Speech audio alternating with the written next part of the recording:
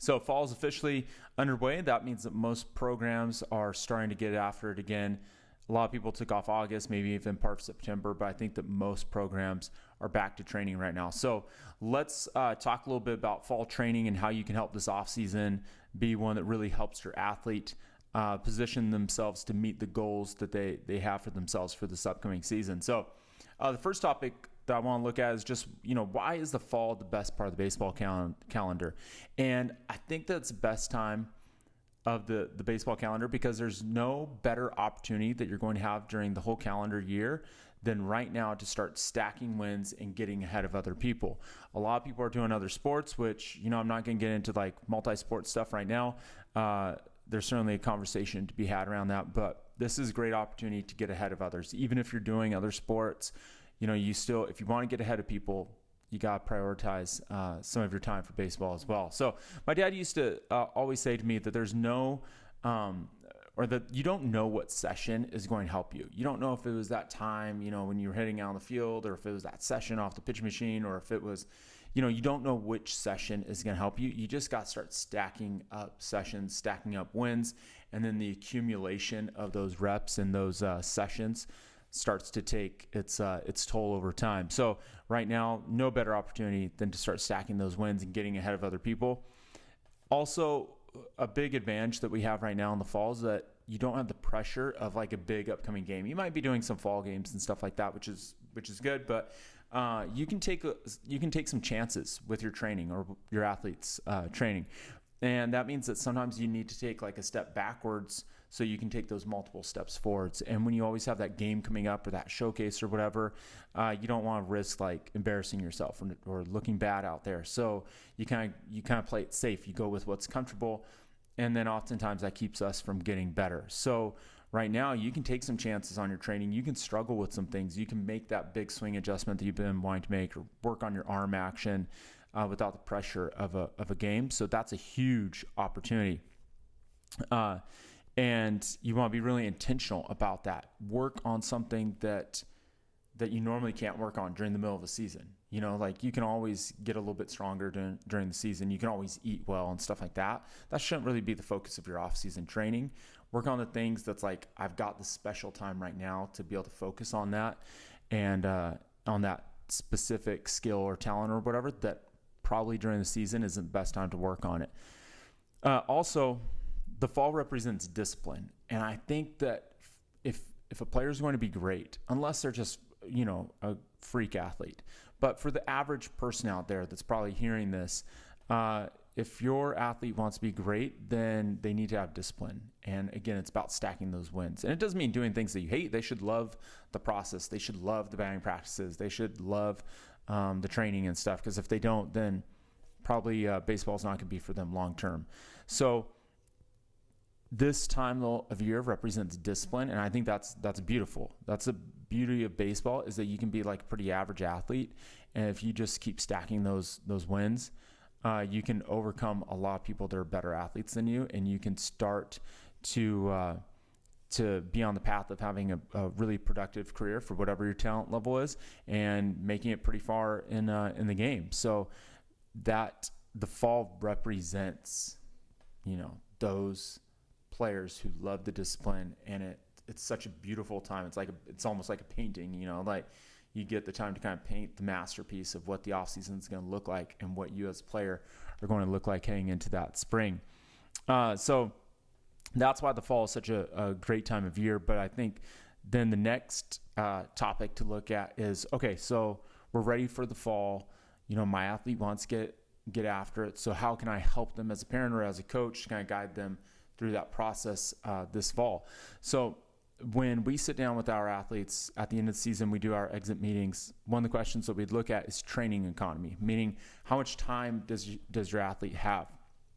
They obviously have their other priorities in life. They've got school, they've got family time, hanging out with friends, they've got church or different things. So how are they going to balance their time? You still want your athlete to be well-rounded. You don't want them to get burnt out, all those things. So you've only got so much time. How are they going to invest that time? So I recommend looking at what are the skills that your athlete really wants to focus on sit and talk with them, help walk them through that process of, evaluating where they're at and evaluating where they want to get to, understanding this is a great opportunity to maybe work on some of those skills that are a little bit trickier to work on during the season, and maybe steer them towards focusing on some of those things. Definitely get input from a coach or from other people as well to help, maybe see some of those things that you might be missing with your athlete. But take a look at, what might be the right balance for investing skills, meaning, 20% of the time this offseason will go towards defensive training, 60% of the time towards swing training, and 20% of the time towards physical training, just to throw out some numbers there. Maybe they don't need to work on, certain skills. Maybe blocking for a catcher. The catcher's already good at blocking. Doesn't mean it's not important. Just means that, hey, during this time of the year, there's time that could be invested a little bit better in other areas. So consider that training economy. Also, I think it's really good to pick a focus of something to work on, like one skill. If you could add one skill this offseason, what would that skill be? Or if you could, make a significant jump with a particular skill, what might that skill be? So consider that with your athlete as well. I remember having those conversations with my dad. We would usually have that on the car ride home after the last game, and I always loved those conversations because I was ready to, get after it right away.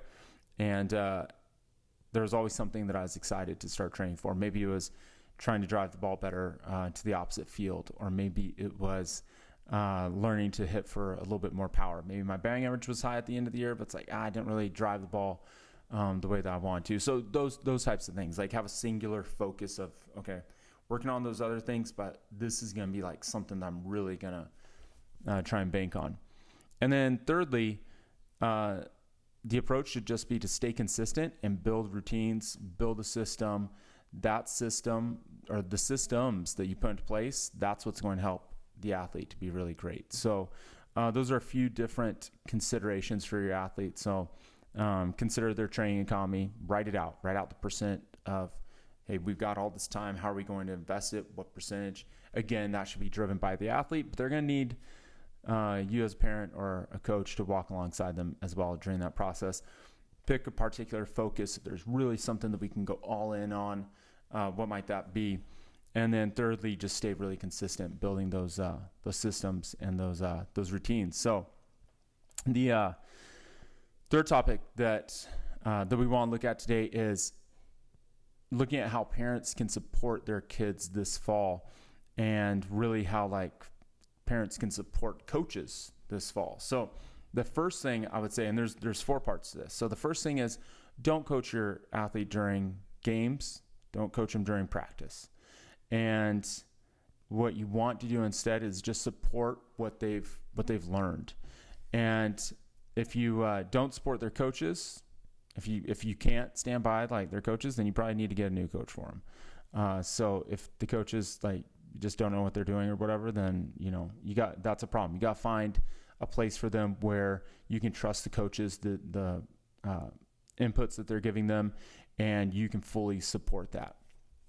If you're struggling maybe to understand why is the coach teaching my kid this or whatever, then the other thing though is to talk to that coach. Maybe you don't have the opportunity, it's the fall. You're probably just starting with the season. So it's a great opportunity to talk to the coach and try and understand where they're coming from. There's certainly, I know with myself as a coach, everything that we do is for a purpose. It's for a reason. Doesn't mean that it's always understood by the parents or even the players. Maybe we don't do a very good job of, at times, of explaining that to the players. We always try to let them know the why, but certainly there's times where that doesn't get conveyed. So the parents walking alongside the athlete and saying, hey, let's get some clarity on this. Let's try to understand swing mechanics better that they're teaching you. Or let's understand, their philosophy when it comes to defense, or their philosophy when it comes to pitching, or, any of those types of things. Get a better understanding, talk to the coach, if you're not fully supportive of them as it is. If you are fully supportive of them, then again, just trust the coach, trust their plan, walk alongside your athlete. Don't coach them up during games or practice, but just keep supporting what the coach is doing. because that coach, you're trusting that they know what they're doing, that they have a plan, that they have expertise when it comes to working with athletes, and that they've got that vision. And sometimes if you start muddling the waters with your own vision, it's just going to hurt the athlete. So that's the first thing. Second thing is ask your athletes what they've learned. So write down what they learned. Have your athlete write down what they learned. Review what they learned. It doesn't do a whole lot of good for them to go to practice, learn things, and then forget about it. They need to be writing that down and then reviewing it. And I know that sounds a little bit like, yeah, it's kind of busy work. And most people don't do that, but most people aren't very good either. So most baseball players, like, not to be mean, but they're just not very good. Most hitters, amateur hitters, they're not very good. Most, defenders, actually, most high school defenders are actually pretty solid. But you get the idea there. So if you want to be abnormal, you got to do abnormal things that might seem kind of like, that's over the top. But that's what it takes. The third thing is go out and do stuff with them, like play catch with them, play games with them, especially when they're younger. Just get them out doing stuff and loving the game. All those little reps, even if they are not super intentional, are going to help. And the movements and everything, that helps. Even if it's, again, not super intentional, just swinging some on their off days helps them to not like regress and for the coach to have to start over with them the next session that they have with them, during batting practice or things like that. So go out, have fun with them, do stuff with them, keep them involved in the game. That's going to help them to not regress, on those days where you're not practicing with the coach. And then fourthly, just motivate and encourage them. The coach usually will bring the negativity to the athlete. It shouldn't be the role of the parent to bring that negativity to them, or and the reason why is that parents are kind of too close to the situation. So, and it becomes a little bit more personal. I know that as a coach, it's much more difficult for me to have like tough conversations with my own kid because, I'm closer to that situation. So there's a lot more variables. It's way easier for me to be patient with other people's kids and to give like the kid the benefit of the doubt when I'm training them. And it's much easier for me to use the thousands of hours that I've worked with kids as a coach and as a teacher to filter those conversations. I think that when I'm working with other people's kids, there's really not anything I say that I'm not intentional about saying. And hopefully it's the same for your coach. Like, they're not saying anything to your kid that's not intentional. Everything that they're saying to them is going through that filter, and trust that they're going to be able to handle those negative conversations probably better than you. So you have fun with the situation. Trust your athlete to be taken care of by that coach. Motivate, encourage. It should be all fun for you as a parent. Leave the negativity to the coach because they're the one that's not as close to that situation. They're also the one that, we assume has the expertise. They've coached a lot of players. They've had a lot of difficult conversations with kids, and they're going to be able to navigate those easier. And also, it's like, you got to trust the coach that they kind of know when to push a kid, when to kind of back off, when to encourage, when to motivate, and they're going to strike that right balance. That's the idea, the goal there. So as a parent, enjoy the ride, leave anything negative to the coach. I think that's the best route to go. And then this last topic, this is the fourth topic that we're looking at having to do with the fall. And this is aimed more at coaches, but I would say that as a coach, and this also, I think, is a good way for parents to view the fall as well, though, because sometimes parents might struggle with kind of what the vision is for the fall. I think that for most coaches during the fall, they're looking for three things. One, they're looking to establish efficiency with their practices and with their trainings. So it's not so much about, necessarily getting things ready for like that next game or whatever, but they're trying to establish efficiency, get the kids used to doing routines the right way. And I know that for me as a coach, like, we want to train the kids that when we're at practice, we're going quick, we're going fast, we're locked in, focused, paying attention. And that's just as important, if not more important, than teaching them a particular skill or mechanic. They need to first learn how to practice before they start learning what to practice.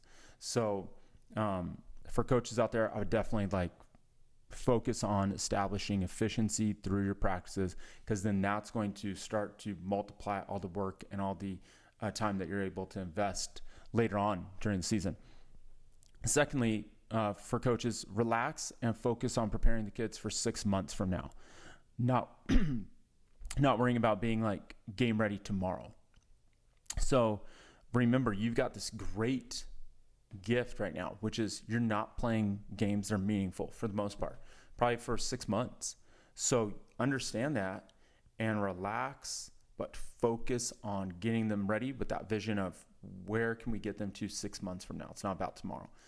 And with that in mind, you're trying to build the team and the athletes into that vision that you have for 6 months from now.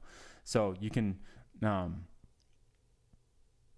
of just chill a little bit and give them some space, some time, and be able to enjoy those practices too. I think that also helps, like, enjoy the sessions. And then thirdly, for coaches, just bring energy during the fall. It's going to be a long time until the season.